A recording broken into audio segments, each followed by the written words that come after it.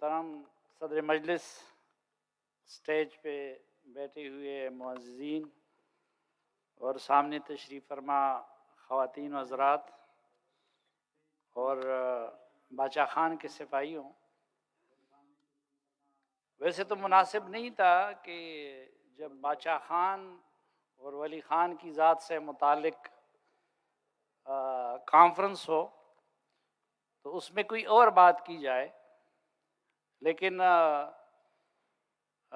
میں کل سے دیکھ رہا ہوں کہ ان کا ذکر تو ہوتا ہے لیکن ساتھ ساتھ ہر کوئی اپنی اپنی صفائی بھی دیتا ہے اور ہر کوئی اپنا اپنا سودا بھی ساتھ ساتھ بھیجتا ہے۔ تو میں بھی آج اس گستاخی کا اعتراف کروں گا۔ اور دوسرا، جو خادم صاحب نے ان کے اشعار سنائے کہ ساز تب ساز وائم کو غل تب غل نوائما، تو آج میں تھوڑا سا کوشش کروں گا کہ غل کو غل بھی کہہ دوں۔ اور اس میں ایڈوانس میں احمد ولی خان صاحب سے بھی معذرت کرنا چاہتا ہوں، انہوں نے عزت سے نوازا ہے تو یہ مناسب نہیں ہوگا، لیکن چونکہ اگر اب بھی ہم غل کو غل نہ کہیں تو میرے خیال میں پھر ہمارے ہاتھوں سے بہت کچھ نکل جائے گا۔ البتہ سب سے پہلے تو میں اس عظیم ہستی کا تذکرہ کرنا چاہوں گا۔ ویسے تو یہاں پہ ایسے لوگ بیٹھے ہیں جنہوں نے خادم صاحب کی طرح یا باقی جو سامنے بیٹھے ہوئے ہیں کہ باچا خان کی شخصیت اور ان کی تعلیمات سے متعلق تحقیق میں عمریں گزاری ہیں، اور اس سلسلے میں ہم ان کے شاگردوں کے شاگرد بھی نہیں ہیں، یا پھر کچھ ایسے لوگ بیٹھے ہوئے ہیں کہ جنہوں نے ان کی صحبت سے براہ راست استفادہ کیا ہے، اور میرے محترم شاہی سعید صاحب کے ساتھ وہ 90 ماڈل این پی والے نہیں ہیں، بلکہ وہ شروع دن سے باچا خان کے ساتھ رہے، تو ان کی موجودگی میں ان کی ذات سے متعلق میری بات کرنا زیادہ مناسب نہیں ہے، لیکن چند جو ایک طالب علم کی حیثیت سے ان کی شخصیت میں جو انفرادیت میں نے محسوس کی ہے وہ آپ کے سامنے رکھنا چاہتا ہوں۔ اور پہلا میرا تجزیہ یہ ہے، اور یہ میرا پورا دیانتدارانہ اور مصلحت سے پاک رائے ہے، کہ اس دھرتی پر ویسے تو ہر کوئی انقلابی ہونے کا دعویٰ کرتا ہے، لیکن جو چند ایک حقیقی انقلابی آئے تھے اس کے سرخیل باچا خان تھے، اور اس کی وجہ ہے کیونکہ انقلاب کے بارے میں یہ ہمارے دین نے بھی کہا تھا کہ وہ اپنی ذات سے شروع ہوتا ہے۔ اس وقت ہمارے جتنے بھی انقلابی ہیں، مثلا ایک انقلابی کی طرف انہوں نے اشارہ کیا کہ وہ دوسروں کے سامنے تو ریاست مدینہ نافذ کرنا چاہتے ہیں لیکن اپنی زندگی کو اس کے قریب بھی لے جانا نہیں چاہتے۔ کوئی دوسرا ہوتا ہے وہ غریب کا ذکر تو کرتا ہے لیکن خود اپنی زندگی میں غریب کو قریب آنے نہیں دیتا۔ تو یہ باچا خان تھے حقیقی معنوں میں، کہ جو انقلابی شخصیت تھے اور جو وہ دوسروں سے کروانا چاہتے تھے، تو انہوں نے ہر چیز کا آغاز اپنی ذات سے کیا تھا۔ وہ مثلاً دوسروں سے قربانی نہیں مانگتے تھے۔ آج کل کے انقلابی اپنے سیکنڈ ٹیئر سے قربانی مانگتے ہیں یا اپنے کارکنوں سے قربانی مانگتے ہیں، لیکن خود یا لندن بھاگ جاتے ہیں یا بنی گالہ میں بیٹھ جاتے ہیں یا کوئی اور دندہ شروع کر دیتے ہیں۔ لیکن باچا خان نے اپنے کارکنوں اور اپنی قوم کو آزمائش سے بچایا اور ہمیشہ اپنے آپ کو قربانی کے لیے پیش کیا، اپنے آپ کو جیل کے لیے پیش کیا۔ تو ایک یہ ان کی انفرادیت ہے کہ میں سمجھتا ہوں کہ وہ ہمارے قائدین کی لاٹ میں یا جو ہمارے ماضی میں لوگ گزرے ہیں تو ان چند حقیقی انقلابیوں کے سرخیل تھے جو اپنی زندگی انہوں نے بدلی تھی اور اس کے بعد دوسروں کی زندگی انہوں نے بدل دینے کی کوشش کی تھی۔ دوسری انفرادیت ان کی یہ تھی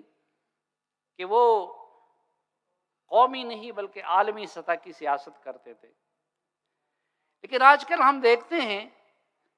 کہ سیاست میں غریب آ جاتے ہیں اور دنوں میں امیر بن جاتے ہیں۔ یہ ہم نے واحد ایک رہبر سیاستدان دیکھا تھا اور یہ ان کی انفرادیت تھی کہ وہ خان آپ اشنغر کے صاحبزادے تھے، وہ جدی پشتی خان تھے، لیکن وہ اپنی قوم کی خاطر فقیر بنے۔ سیاست میں آنے کے بعد وہ امیر نہیں بنے بلکہ وہ فقیر بنے، اور ایسے فقیر بھی نہیں بلکہ ان کا لباس، ان کا خوراک، ان کی طرز گفتگو، اس میں جو عجز تھا، اس میں جو انکسار تھا۔ ادھر لوگ آج یہ ابھی ہم نے یہ پچھلے 5 سالوں میں تو یہ بہت نظارہ کیا کہ ماضی میں ہماری طرح کوئی کسان کا بیٹا تھا، کوئی اس کا بیٹا تھا، اس نے کچھ چیز دیکھی نہیں تھی، اور وہ جب سیاست میں آ جاتا ہے تو گاڑیوں کی قطاریں بھی ہوتی ہیں، مال کی ریل پیل بھی ہوتی ہے، نوکر چاکر بھی ہوتے ہیں، اس کی باتوں میں بھی ایک تکبر آ جاتا ہے۔ لیکن یہ خان اب اشنغر کے بیٹے تھے اور اشنغر کے خان تھے کہ جس کو اپنے بیٹے بھی ملنگ کے نام سے یاد کرتے تھے، وہ اس کے بعد ملنگ بنے۔ اس کے بعد اس کی گفتگو میں عاجزی آئی، کبھی ان کی گفتگو میں لوگوں نے تکبر نہیں دیکھا۔ وہ الگ بات کہ ماسکو کے حکمران ہو یا فرنگی ہو یا پاکستان کے حکمران ہو تو ان کے سامنے کبھی ان کا لہجہ نہیں لڑکایا، لیکن اپنی قوم کے سامنے، اپنے لوگوں کے سامنے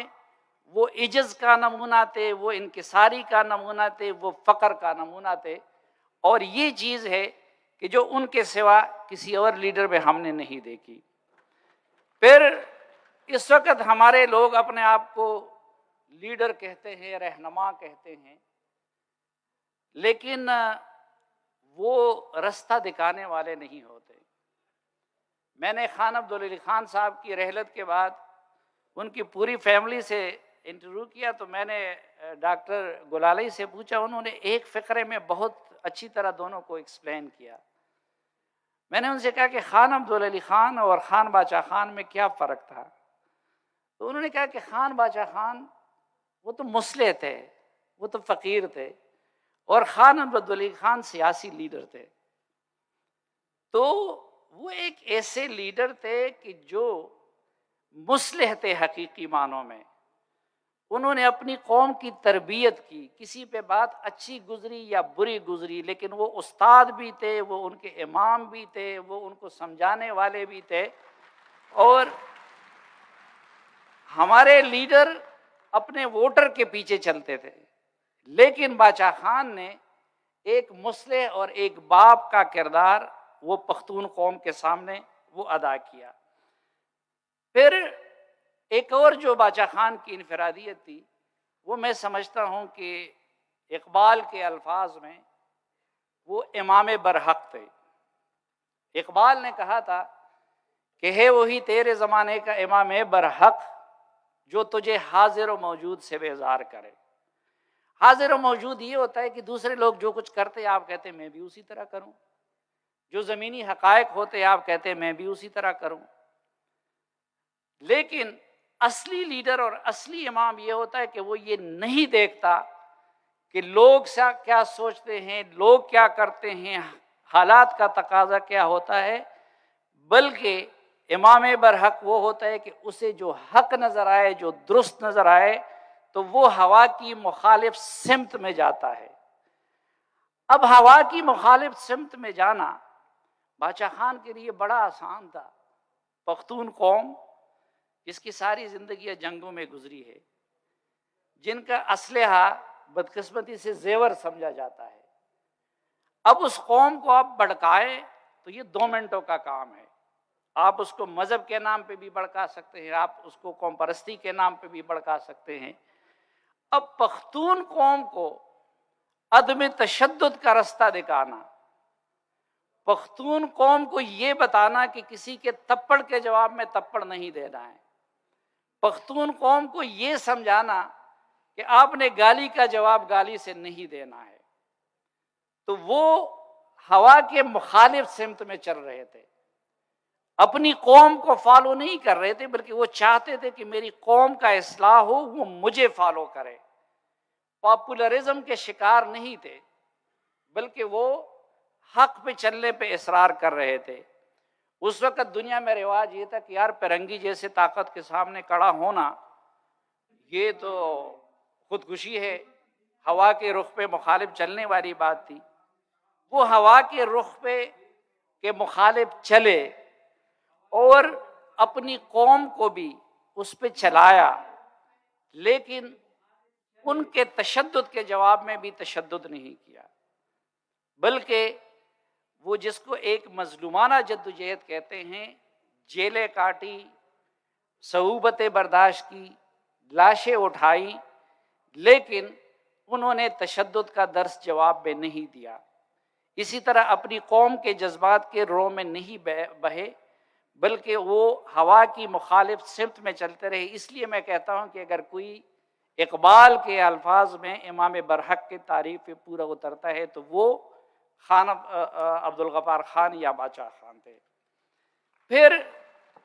اس وقت ہم دیکھ رہے ہیں کہ اب بھی ہے، اب تو جس طرح کہا گیا کہ سوشل میڈیا اور اس کی وجہ سے ہمارے ہاں اختلاط اتنا ہو رہا ہے کہ کراچی پختونوں کا بڑا شہر بن گیا ہے، پنجابیوں پختونوں میں رشتے ہو رہے ہیں، بلوچوں اور دیگر قومیتوں میں رشتے ہو رہے ہیں صوبوں میں، لیکن اس وقت تو یہ ذات پات کی تقسیم بھی بہت زیادہ تھی۔ اور پھر پختون سوسائٹی میں جو آج بھی قبیلوں میں بٹی ہوئی ہے، وہاں پہ اٹھ کے باچا خان نے ذات پات کی تقسیم وہ ختم کر دی اور اس کو ختم کرنے کی کوشش کی۔ اس نے نائی کو، اس نے کسان کو، اس نے مزدور کو نہ صرف ایک صف میں بٹھایا، ان کو اختیار دیا، بلکہ ان کو ایسی عزت دی کہ میگے ماما جیسے لوگوں کے جتنی عزت ان کے ہاں تھی اتنے شاید بڑے بڑے قوانین کی بھی نہیں تھی۔ ہمارے بڑے بڑے قوانین اور بڑے بڑے مولوی اس وقت انگریز کے ساتھ ملے ہوئے تھے، لیکن انہوں نے پختون سوسائٹی میں ذات پات کی تقسیم کو ختم کرنے کی کوشش کی۔ اور خود خان عبدالعلی خان صاحب اپنی کتاب میں لکھتے ہیں کہ 1938 میں گاندھی صاحب خود اشنگر آئے وہاں سے چل کے، اور یہاں پہ 60-70 ہزار کا جلسہ ہوا، تو گاندھی صاحب یہ دیکھنے آئے تھے کہ ایک تو یہ کہ ہمارے لوگ تو پھر بھی تھوڑے سے ڈوسائل قسم کے ہیں، لیکن پختون جو لڑنے جھگڑنے کے لیے مشہور ہے، جن کا ہتھیار زیور ہے، تو ان کو عدم تشدد کے رستے پہ باچا خان نے کیسے لگایا ہوا ہے۔ اور پھر وہ یہ اسٹڈی کرنے آئے تھے کہ یہ وہ پختونوں کے ہاں ذات پات کی تقسیم کیسے ختم کر رہے ہیں۔ اور جب وہ یہاں پہ آئے تو باچا خان کی برکت سے اس وقت 60-70 ہزار کا مجمع جمع ہوا تھا، جس نے پھر باچا خان نے اور گاندھی نے خطاب کیا۔ تو یہ جو ان کے اعزازات تھے، ایک اور جو ان کی اعزاز تھا اور انفرادیت تھی، وہ یہ تھی کہ ہمارے بعض لوگ، میں انتہائی ادب کے ساتھ اس سے اختلاف کروں گا کہ جی پختونوں نے پہلے سے تقسیم کی ہے مسجد اور حجرے کی، نہیں، جہاں تک میں ایک طالب علم کی حیثیت سے سمجھا ہوں، شاید میں غلط سمجھا ہوں گا، لیکن باچا خان وہ مذہبی لیڈر بھی تھے اور وہ سیاسی لیڈر بھی تھے،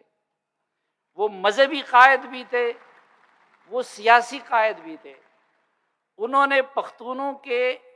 حجرے کو بھی سنبھالا ہوا تھا اور پختونوں کے مسجد کو بھی سنبھالا ہوا تھا. وہ نماز کی امامت بھی کراتے تھے, وہ جنازہ بھی پڑھواتے تھے,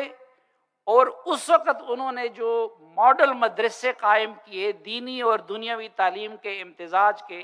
آج تک پاکستان کی ریاست بھی جو اسلام کے نام پہ بنی ہے اس طرح کا کوئی ایک مدرسہ یا ایک اسکول قائم نہیں کر سکی. اور میرے خیال میں جو میں تلخ بات کرنا چاہ رہا تھا وہ یہی تھا کہ اس کے بعد آنے والے ان کے جانشینوں سے یہ ایک غلطی ہو گئی کہ انہوں نے حجرہ تو لے لیا لیکن مسجد کو مولوی کے سپرد کیا. اب مولوی کی عادت پھر آپ لوگوں کو معلوم ہے کہ وہ اس پہ گزارا نہیں کرتا. کل مولانا فضل الرحمان صاحب نے آپ کو بتایا کہ باچا خان جیسے قریب آدمی سے بھی انہوں نے مٹھائی بھی کھائی اور چائے بھی 2 کپ زیادہ پی لی. تو جب آپ لوگوں نے ایک طرف تو یہ کیا کہ مسجد ان کے حوالے کر دی, تو اس مولوی نے 2 قدم آگے بڑھ کے حجرہ بھی آپ سے چھین لیا,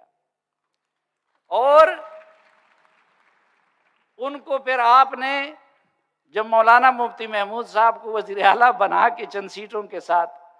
اقتدار کا رستہ دکھایا تو انہوں نے وہ مزہ بھی چکھ لیا, آج وہ نہیں چھوڑ رہا ہے. تو چنانچہ آج نوبت یہاں تک آ پہنچی ہے کہ شہباز شریف صاحب اور سب لوگ منتیں کر رہے تھے کہ بھائی میاں افتخار صاحب کو گورنر بنا, اور ان کی بھی منتیں کی جا رہی تھی. لیکن مولوی صاحب نے کہا کہ نہیں جی, میرا غلام علی کیا کرے گا, ٹھیک ہے. اور پورے 6-7 مہینے انہوں نے لڑائی لڑی, ہر طرح کی بلیک میلنگ کی, اور آپ سے وہ گورنرشپ چھین لی. آج میں بعض اوقات حیران ہوتا ہوں, دیکھیے باچا خان صاحب وہ ایک کسی رستے پہ سے ڈٹ جانے والے اور ضد کرنے والے انسان نہیں تھے. لیڈر کی یہ خوبی ہوتی ہے کہ وہ وقت کے ساتھ حالات کے تقاضوں کے ساتھ اپنی حکمت عملی کو بدلتے ہیں, اور انہوں نے بدلا بھی. جب انگریز کو نکالنے کی بات تھی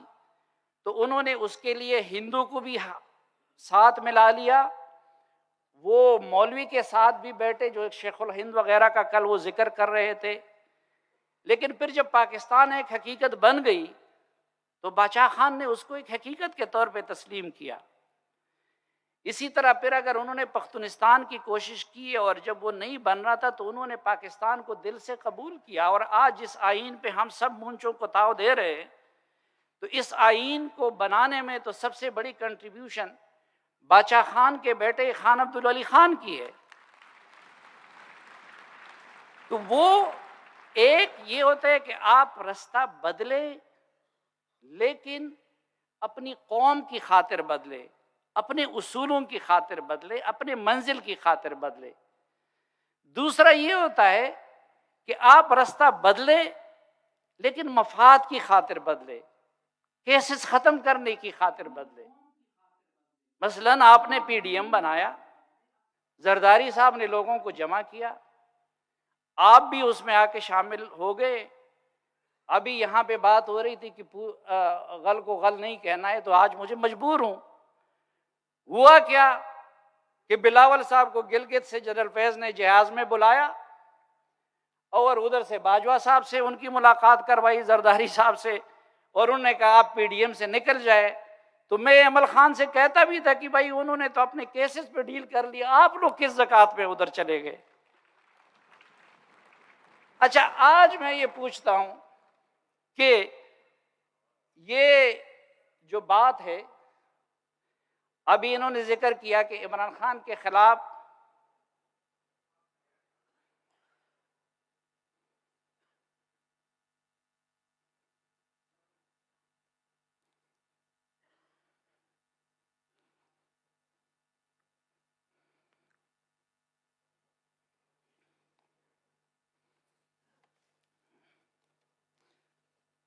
گیلانی صاحب آپ کو ویلکم کرتے ہیں, آپ بڑے اچھے وقت پہ تشریف لائے. میں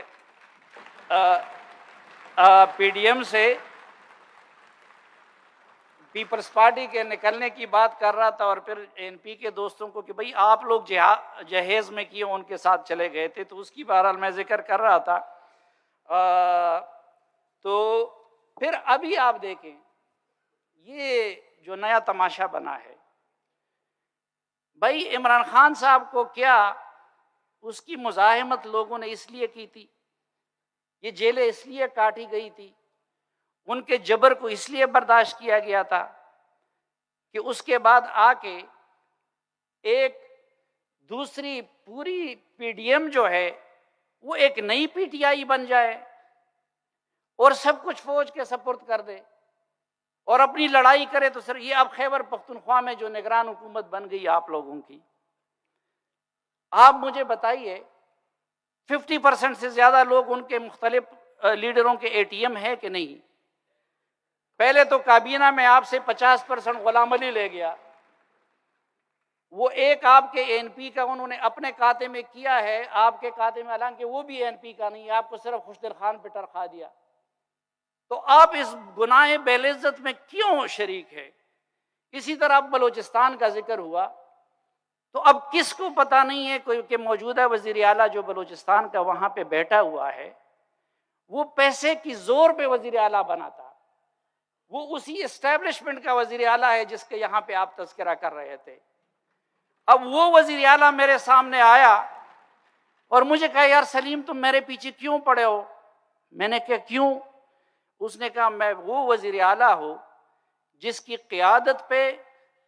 خان عبدالولی خان کے پیروکاروں کا, قائد اعظم کے پیروکاروں کا,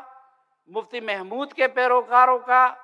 سردار عطا اللہ مینگل کے پیروکاروں کا, اور محمود خان اچکزئی اور ذوالفقار علی بھٹو کے پیروکاروں کا اتفاق ہے. تو تمہیں کیا تکلیف ہے؟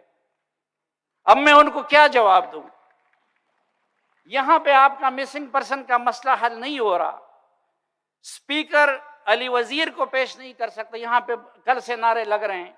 علی وزیر کو لے آؤ, علی وزیر کو لے آؤ. اچھا ہمیں پتہ ہے, اچھا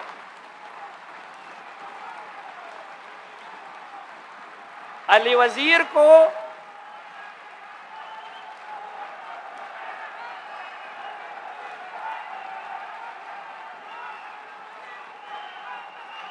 ہر کسی کو پتا ہے کہ علی وزیر کو فوج نے اندر کروایا تھا, ان کو جنرل باجوہ نے اندر کروایا تھا, لیکن ان کے خلاف ایف آئی آر سندھ کی بلاول بھٹو کی حکومت نے کاٹی ہے. ان کا پیپلز پارٹی کا اسپیکر بیٹھا ہوا ہے, جب اس وقت عمران خان کو ووٹ کو ضرورت تھی اس کے لیے ان کا اسپیکر ان کو پروڈکشن آرڈر پہ لے آیا. راجہ پرویز اشرف سے ہر اجلاس سے پہلے ہم مطالبہ کرتے ہیں, وہ ان کو پروڈکشن آرڈر پہ بھی نہیں لا سکتے. آپ کیوں اس حکومت, ایک ایسی حکومت کی حمایت آپ لوگ مفت میں کیوں کر رہے ہیں کہ جس کا کنٹرول آج بھی وہاں پہ ہے, جس میں آپ اپنے مسنگ پرسن کا مسئلہ حل نہیں کر سکتے, پختون اپنے علی وزیر کا مسئلہ حل نہیں کر سکتا, اپنے آپریشن کا حل نہیں کر سکتا. تو یہ ذرا میرے خیال میں سوچنا چاہیے کہ کہیں ہم مفت میں تو اور ایک آخری بات میں آپ سے عرض کروں کہ دیکھیں یہ سوشل میڈیا کا دور ہے, اور اب نئی نسل کو باچا خان سے عظیم کوئی نہیں ہے. بھٹو کی قربانیاں اپنی جگہ پہ, لیکن آپ اس نئی نسل کو اب صرف بھٹو کی قربانیوں کے, باچا خان اور ولی خان کی قربانیوں پہ اپنے ساتھ نہیں رکھ سکتے. میں آپ کو چند دن پہلے کی مثال دیتا ہوں. میرا بیٹا خیام وہ فٹ بال کا بڑا شوقین ہے, اور میسی جو ہے اس کا فیوریٹ کھلاڑی ہے. تو جو آپ کا آئیڈیل ہوتا ہے اس کے بارے میں آنکھیں بند ہوتی ہے, آپ اس کو کرٹیکلی نہیں دیکھتے. اب میں ان چیزوں سے زیادہ واقف نہیں ہوں. میں نے ویڈیو دیکھی جس میں میسی کہیں پیپسی کے بوتل کو اس طرح پھینک کے وہ سیدھا کر رہے, اس کا نشانہ وہ اس کے, میں نے اس کو ٹویٹ کیا. اور اس پہ طنز بھی کیا کہ کہیں ایسا نہ ہو کہ اب بھائی وہاں کے لوگ ان کو وزیر اعظم بنا دیں، ہماری طرح کا وہ والا معاملہ نہ کر دیں۔ تو میرا بیٹا اب جو میسی کا فین ہے، تھوڑی دیر بعد وہ بھاگ کے آ گیا، مجھے بابا جانی کہتے، مجھے کہتے بابا جانی یہ میسی کا اوریجنل نہیں ہے، یہ ایڈ ہے، حالانکہ وہ اس کا آئیڈیل ہے، ان کو کرٹیکل نظر سے اس کو دیکھنا نہیں چاہیے۔ وہ مجھے کہا کہ دیکھیے اس کا سکل جو ہے وہ پاؤں کا ہے، اس میں زیادہ دیکھیے وہ ہاتھوں کا سکل استعمال کرتا ہے، یہ ہے نئی نسل۔ تو نئی نسل باچا خان کی قربانیوں کو تسلیم کرے گی، لیکن آپ سے پوچھے گی کہ کیا آپ کا عمل باچا خان کے مطابق ہے یا نہیں ہے۔ وہ اختر مینگل کو، سردار عطا اللہ مینگل کو سلام پیش کرے گی، لیکن آپ سے پوچھے گی کہ کیا آپ کا عمل اس کے مطابق ہے یا نہیں ہے۔ وہ ذوالفقار علی بھٹو کے پھانسی پہ اور جس دج سے کوئی مقتل میں گیا، وہ شان سلامت رہتے ہوئے کچھ ستائے گی، لیکن آپ سے پوچھے گی کہ کیا آپ کا عمل اس کے مطابق ہے یا نہیں۔ اور آخر میں پھر میں باچا خان کی تعلیمات کا کہ دیکھیے باچا خان کے تعلیمات کو جتنا اس وقت پاکستان میں عام کرنے کی ضرورت ہے، پہلے کبھی نہیں تھی، کیونکہ پچھلے 5 سالوں میں ایک ہائیبرڈ رجیم ایک شکل میں، اور معافی چاہتا ہوں اب ایک دوسری شکل میں جو ملک میں مسلط کیا گیا ہے، اس کی وجہ سے گالم گلوچ کا، فتوے کا، بدتمیزی کا اور پولرائزیشن کا ایک کلچر وہ سرائیت کر گیا ہے۔ اور اس کنٹیکسٹ میں بھی اس کا حل اور اس کا تریاق وہ باچا خان کی تعلیمات اور اس کے عدم تشدد کا فلسفہ ہے۔ اس لیے جو کل یہاں پہ بات ہو رہی تھی کہ باچا خان کو صرف پختونوں تک محدود نہ کرو، باچا خان کا فلسفہ اس وقت پورے پاکستان کی ضرورت ہے، پاکستان کے ہر بچے کو پڑھانے کی ضرورت، بلکہ میں تو کہتا ہوں کہ اس ریجن کے لحاظ سے آپ دیکھیں تو بدقسمتی سے گاندھی کے سیکولر ہندوستان میں مودی جیسا ایک عمران خان آ گیا، اور قائد اعظم کے پاکستان میں عمران خان جیسا ٹرمپ آ گیا، اور انہوں نے وہ حشر کر دیے دونوں ملکوں کا۔ اور ان دونوں ملکوں کو بھی اب نارمل پوزیشن میں لانے یا انسانیت کی طرف لانے کے لیے باچا خان کے فلسفے کو اس پورے ریجن میں عام کرنے کی ضرورت ہے، اور اس معاملے میں بھی کردار باچا خان کے وارث ہی زیادہ ادا کر سکتے ہیں، لیکن اس کے لیے ضروری ہے کہ پہلے باچا خان کے وارث یہاں پر تو معاملات اپنے ہاتھ میں لے لیں، کبھی زرداری صاحب اور کبھی مولانا صاحب کے ذریعے اپنے معاملات ہاتھ ڈیل کریں گے تو پھر تو آپ کے ہاتھ کچھ بھی نہیں آئے گا، تو ہندوستان کے ساتھ معاملہ کیسے حل کریں گے۔